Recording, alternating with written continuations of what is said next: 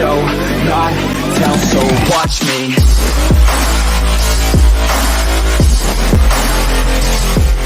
Roll and throw it. First time this year. Slings one down the field. It's Jaheim Bell caught over the shoulder to the 30. At the 25, running away at the 10. 5. Touchdown. Are you kidding me? Boom. Yeah. It is not got me jumping straight up fences. You get up and take direction, cause it runs without an engine. When did I fail to mention? Hello and welcome back to Gamecocks Scoop and the Gamecocks Scoop podcast. I did want to give a shout out to Davis Schlinker. I hope I said his name right. For making that intro for us. We didn't have an intro for the first few episodes, so there we go. I'll tag his Instagram and YouTube and stuff whenever we post this. It's DJ Game CX, which I assume is like Gamecocks. But anyway, welcome to Gamecock Scoop, home of the South Carolina Gamecocks on Rivals.com. Don't forget to like and subscribe on YouTube and follow us on your favorite podcast app. I think we're on all of them now, or at least we should be. And we're also at Rivals Gamecock on every social media, Instagram, Facebook, Twitter, all the fun things. We have a new face with us this week. So we have a producer / intern / social media video / anything that I can get her to help me with. Intern Pauline. Hello. Hendricks. Hi, Pauline. How's it going? Oh, hello. I'm doing well. Pauline is a rising senior at the University of South Carolina and interested in sports media and sports journalism. So we're going to all learn together here for the next few months. Yeah. We're out. All right. So there's a couple of news and notes to get to from the last week since the last time we talked.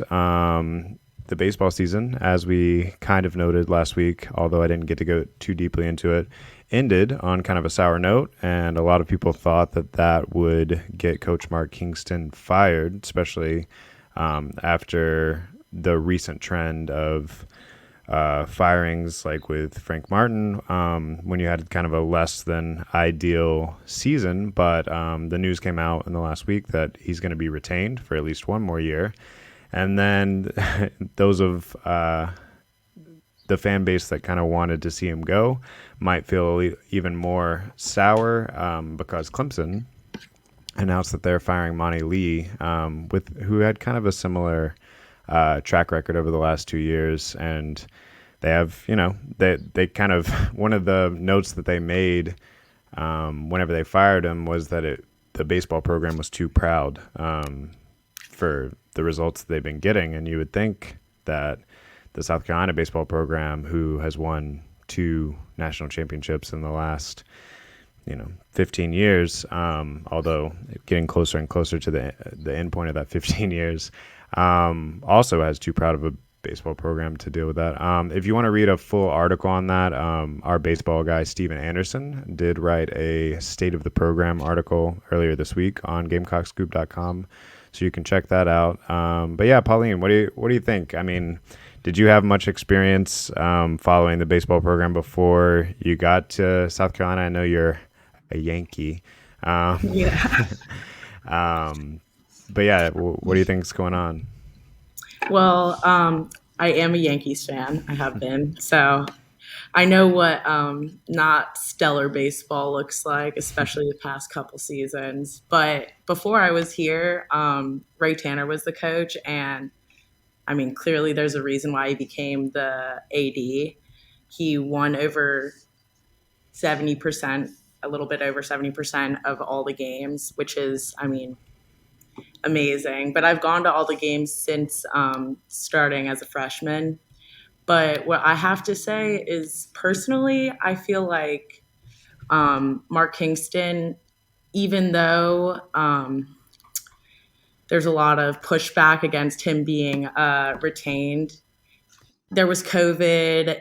There was other instances that may have affected the program in general. And the past 2 seasons, I felt that he has had a lot of athletes that have a lot of talent and have brought a lot of positive energy to the team. And I think that we may be able to see that for another season if he turns it around. Yeah, I mean, I do think that there's some signs, especially in the younger players, that there's a lot of potential. And I agree. I honestly, I think a lot of people would agree that the COVID situation um, was very difficult for a lot of programs. And I just think that the thing that's kind of frustrating to people is that it's not very consistent across the other programs, because you could have made some of those same arguments before Frank Martin was fired as well.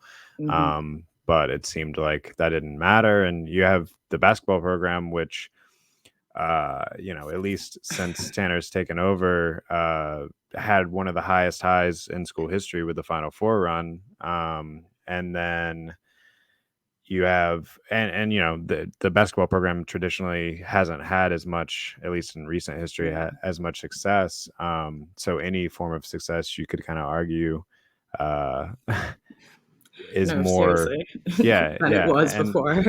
yeah, exactly. Whereas the baseball program has this long history, even before Tanner, of being elite, and of course Tanner brought it to the highest highs. Mm-hmm. So it's just interesting to kind of compare those two situations, because it seems like there's a little bit of inconsistency in the standards that were being held up between the two. Yeah, I agree. All right. Well, we'll not linger too long on baseball. Let's get to some happier news. Over the weekend, we had another commit. So Trovon, and I kept saying Trovon in the last podcast, but it's Trovon. Trovon Ball committed, and our dearly departed, he didn't die, but Zach Carpenter, who actually just moved on to become the publisher of the Nebraska rival site, which is very exciting news for him, but very sad news for me. But before he left, he got an interview with Trovon that you can check out on our YouTube and on the podcast and all that fun stuff. And one of the big moments in that interview is Trovon and Zach are talking about the core four, as they've been calling themselves, which is Tosin Babalade, and I feel like I never say his last name right, DJ Geth, and Marky Anderson, in addition to Trovon Ball, which that would be a pretty big O-line haul if they can get all four of those guys to come in. And so we also got revealed that he was the second welcome home, the little silent commits that Beamer puts out whenever they come through. Zabari Sandy was the third. We still don't know who the first one was. And I'm beginning. I'm not going to say that. We don't know who the first one was. We'll see what happens with that. I don't want to reveal Too anything early. too much there. Yeah. We also have noted several times that there are some big upcoming official visit weekends, June 10th and June 24th. And Pauline, hopefully we can maybe get you out there and see what's going on Out on the field. Yeah. So just really quickly, I'm just going to run down some of these names for the June 10th date. We got Dylan Lonergan, which is the top quarterback target for the 2023 class. We got Jalen Kilgore, safety that we've talked to a couple times on Gamecock Scoop. Jaden Greathouse, 4-star wide receiver. Cameron Upshaw, another important safety prospect. Desmond Umeozulu, which is one of those crazy fun names from the DMV area that we keep talking about as well, who is a edge rusher. Jabron Harvey, Tosin Babalade, who we just talked about, Kelby Collins, and I'm still trying to get confirmation on whether or not Devin Haya is going to be there. We've kind of said that he was a few times, and he announced on his Twitter that he was, but I'm not sure if that's gonna hold up or not. But either way, huge weekend, June 10th. Also coming up next week, we got some unofficials from 5-star Chindavian Bradley out of Missouri. That's going to be a long shot right now, but getting him on campus never hurts. Dante Reno, 2024 QB, he's probably the top target for the Gamecocks, either him or Jaden Bradford in that class. And then we just talked last week on Gamecock Scoop to Daedrin Zipperer, which is also a really fun name to say. Um, who should be in on June 4th for an unofficial visit, and I'm pretty sure we'll be able to get a follow up with him on that. So lots of recruits coming in, and like I said, we'll try to get you down there, Pauline. Yeah. Um, and then another thing, last week, since we last talked, a lot of the freshmen and transfers started showing up on campus. The social media team, led by Justin King at for Gamecock football, did a great job on move-in day, getting some snaps from all those guys. I loved that Really video. quick, I'll run down that list, and we can go from there. So who I know has already arrived. We got the two wide receivers, Kylie Corton and Xavier Short. Got the two tight ends, Austin Stogner and Nate Adkins. Of course, both those guys are transfers, not freshmen. Got the linebacker, Nick Emanwari. Three DBs, Keenan Nelson, Emery Floyd, Kawan Banks. Two O linemen, Grayson Maines, Kaysen Henry. The edge, Brian Thomas Jr. Also got linebacker Stone Blanton and quarterback Tanner Bailey, and transfer wide receiver Corey Rucker, who I think maybe Pauline you might be talking to sometime soon. Oh yeah, something's in the works. Yeah, we'll see. So hopefully we can get some more of those interviews with the guys that have just arrived and kind of see how they're adjusting, and we'll have a lot more on that in the next week or two. There are a couple guys that haven't shown up yet, but as far as I can tell, they're still expected to. It's just late graduation. So Ryan Brubaker is graduating, I guess, Friday, June 3rd, and supposed to be here on June 14th. And defensive tackle signee Demetrius Watson is also supposed to be on campus June 14th. So full class, as far as I can tell. Sometimes in the past, you'd have these guys that didn't qualify last minute and kind of have to go the JUCO route, but it seems like Beamer and the staff are going to retain pretty much everyone here. All right, one more quick note, and then you and I are going to get into a little conversation here, Pauline. Right. So in men's basketball recruiting, and this is something that might not be the best news for people that have been keeping up with that. So Lamont Paris and his staff have been hitting the transfer portal hard, which is understandable with how many people left after Coach Martin left. And one of the big targets that people thought would make a big impact next year if they could land him, Malachi Smith, who was the point guard for Coach Paris at UT Chattanooga. It seems likely that that's not going to happen. We were unsure if he was going to stay with the NBA draft route, which is still a slight possibility. But I'm told even if he comes back, he's more likely to land at Gonzaga or Texas Tech. And I mean, that makes a lot of sense for him as far as just trying to raise his draft profile. Both of those schools are likely to be in the NCAA tournament. And unless something crazy happens, I don't expect South Carolina to be competing for the NCAA tournament next year. But Don't count us out just yet. hey, you're right. We will see. I mean, I'm going to be there covering it either way. But yeah, I mean, it may just be a little bit of a longer term approach for Coach Paris and his staff. And year one is looking, at least at the moment, like it might be a little rocky. We'll see. They're always difficult. Yeah.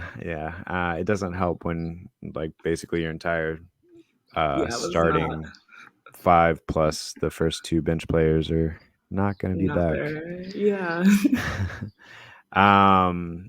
We also this week the SEC coaches meetings took place in Destin, Florida, and we have our first article from Lee Wardlaw, who is our newest writer on Gamecock Scoop, where he talked about Shane Beamer and kind of what he talked about at the SEC coaches meetings. And one of the big things that has been talked about that he really was kind of hush hush on is the SEC scheduling stuff. So basically, it sounds like they're down to 2 possibilities with the SEC schedule going forward once Texas and Oklahoma are added to the conference, which at that point, you're going to have a 16-team conference, and you're already with the 14-team conference and the divisions and the way everything's set up right now, it's a really long time when you play certain schools, especially if they're on the other side of the division. So they're trying to figure out how to make it where teams are playing each other more often. I know there was a period there where South Carolina didn't go to LSU for like 12 years or something. It's been crazy. So the two main options that they're looking at is to have 7 rotating opponents.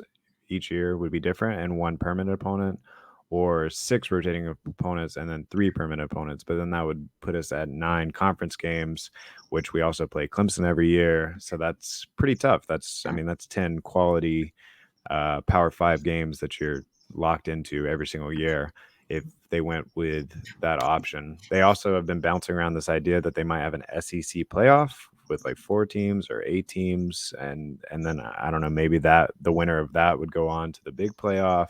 I don't know. They're bouncing around a lot of stuff. But let's just talk about the 7-1 or the 6-3 idea real quick. So, Pauline, if there was just one permanent SEC opponent, like who in the conference do you think that they should play every year? Who would you want to see them play every year?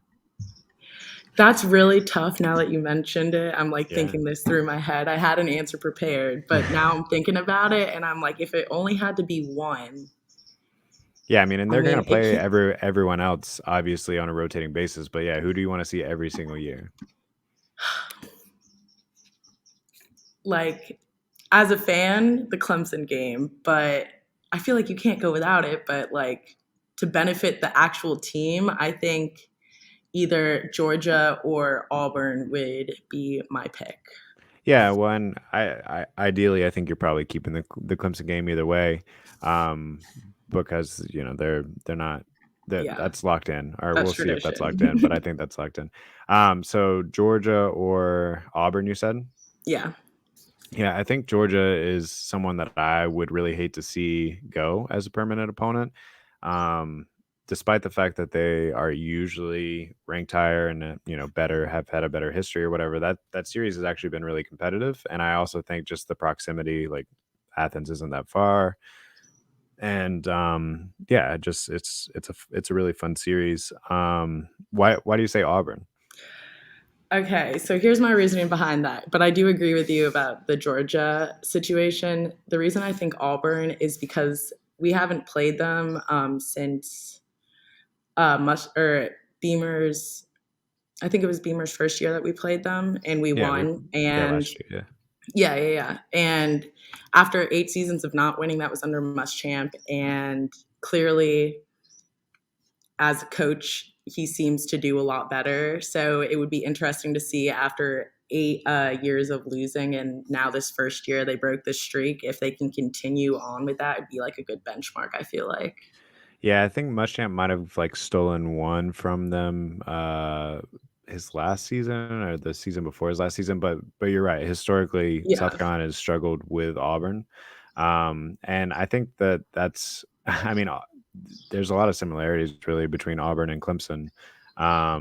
And that's a fun game. That's one that I wish that we would see a little bit more often. I don't The problem is, so we're talking about this 7 rotating 1 permanent schedule mhm, idea. The problem is what everyone else is doing, right? So I have a hard exactly. time seeing Auburn and Bama splitting up, right? That's There's going to be their That's a 1-to-1. classic. So yeah, let's look at the ones that are locked in. If that was the scenario, we got Ole Miss and Mississippi State. They're going to play every year. They're in the same state. They're in the same conference. Hmm. Bama, Auburn, like we said, probably Texas, Oklahoma. If they both come in Oh yeah, together, they already have that natural absolutely. rivalry. I can't see them ending What that. about Texas A&M and Texas? See, that's why I'm leaning on Interesting. this 3 permanent opponent thing instead of just the one, because I think there's just too many of those sorts of games where it's like you don't really want to lose that one either.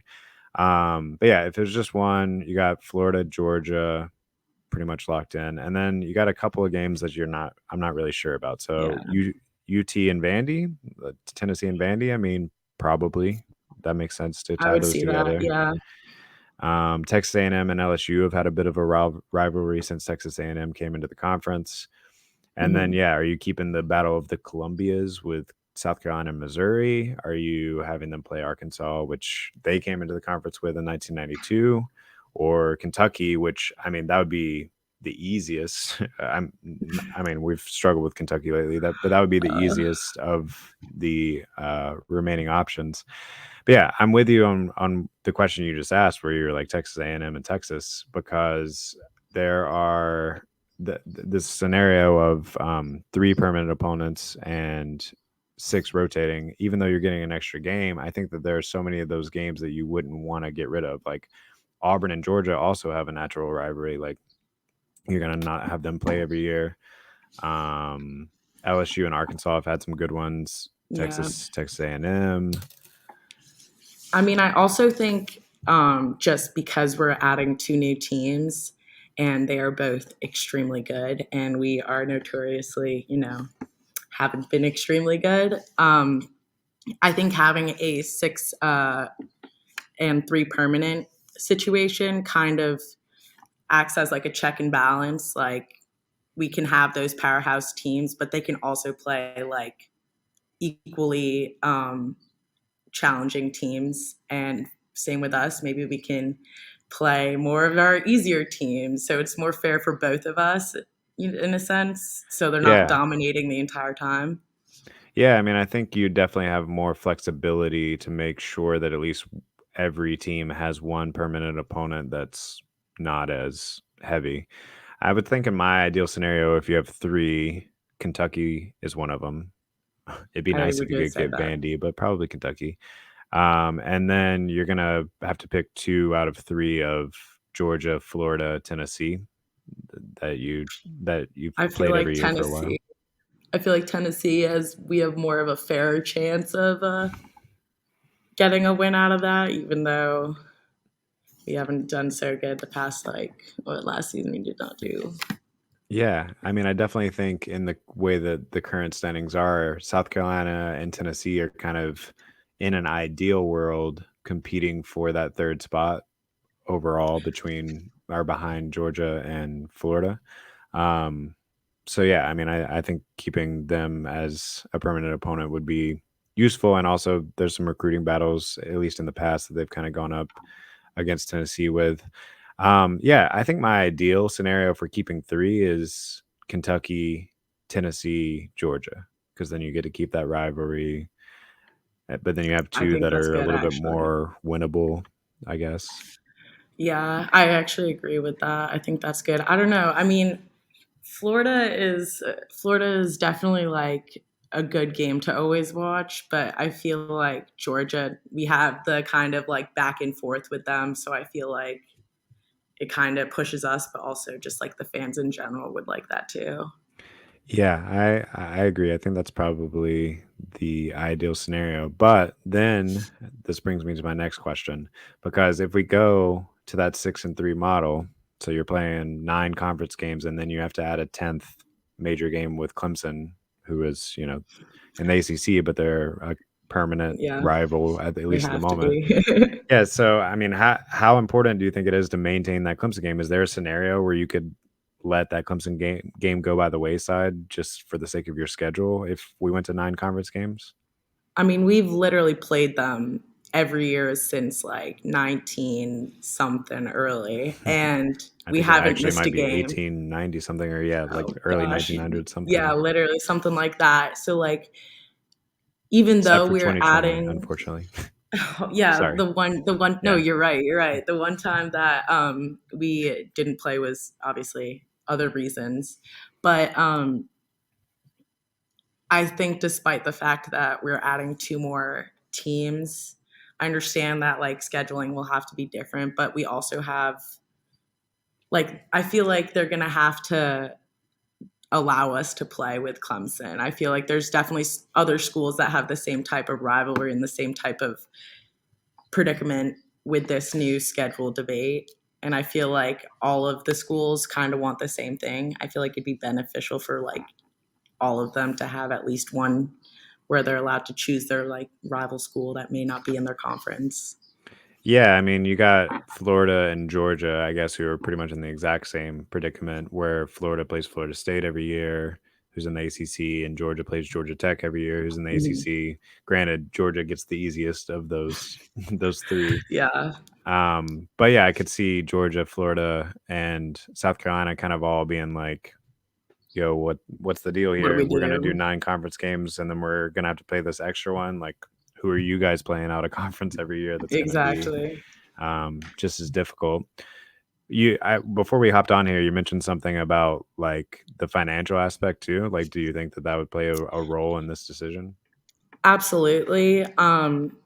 Well, the first off, the SEC is the most profitable conference, like football wise, and in general, football is like the main moneymaker, especially in um, Southern schools. But rivalries in general, like bring out the best both fans and bring out the most fans. So, like financially speaking, it only benefits us to continue having those games between like different conference rivals. So I don't see really any reason to not have a game. I know it's 10 games, but like who doesn't like more football? So Yeah, I mean, honestly, you think of a game of the schedule this year, right? Like Georgia State is there's a cool story there with Sean Elliott, who used to yeah, coach at South Carolina, being the head coach of Georgia State, and people are going to watch the game because it's the opening game and it's the start of the per Spencer se. Rattler Yeah, era, and it's a night game and all that. But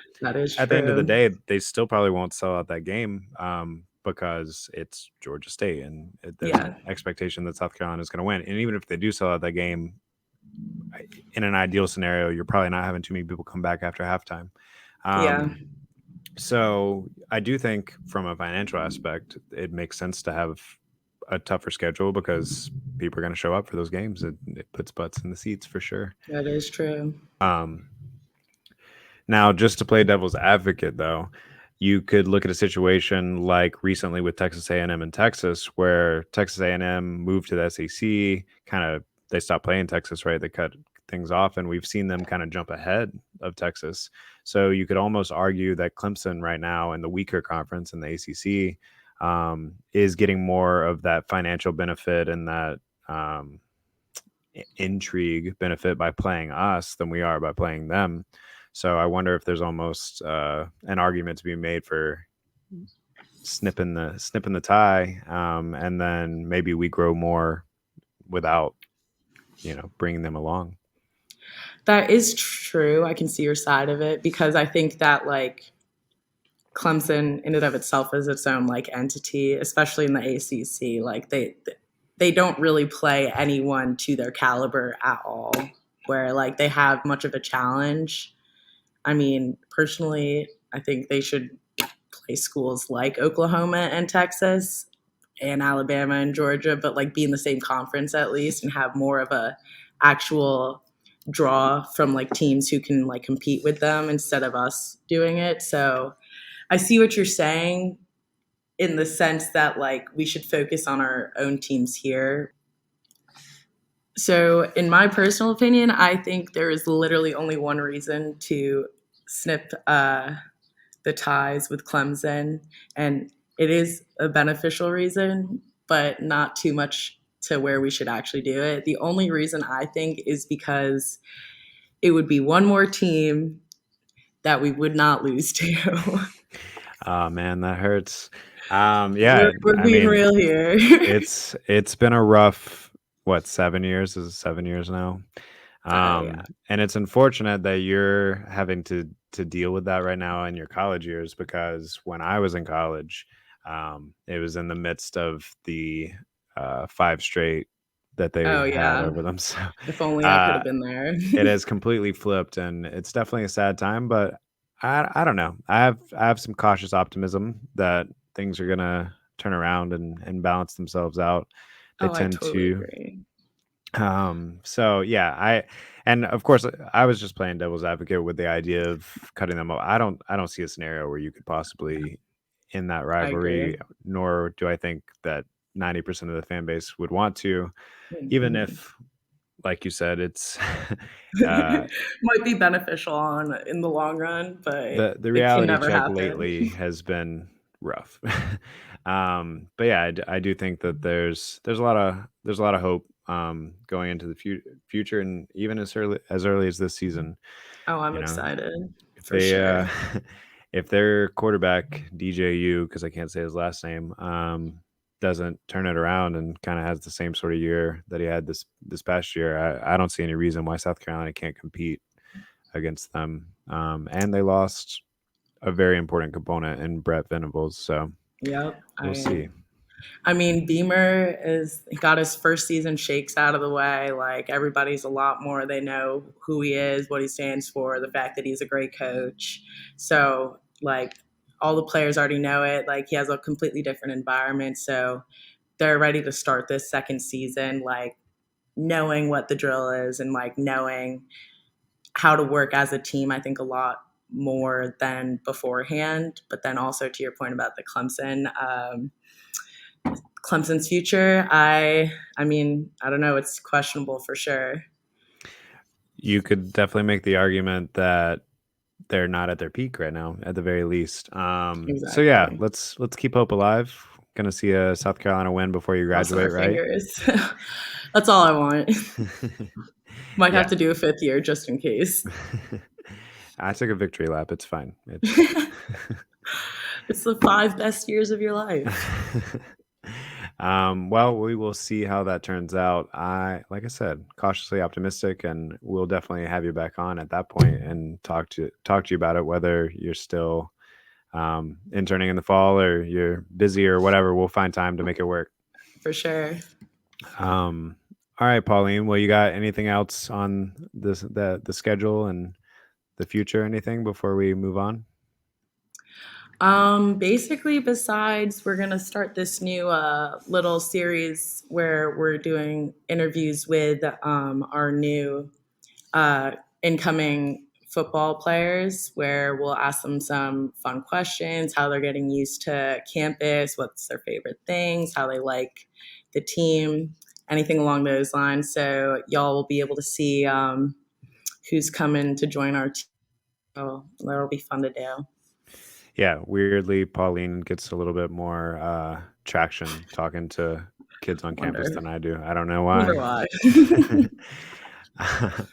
All right. Well, thanks for joining me today, Pauline. Let's start to wrap this up, and we'll do it again next week. But All right. so this has been the Gamecock Scoop podcast, which again is the podcast for GamecockScoop.com, which is the home of the Gamecocks on Rivals.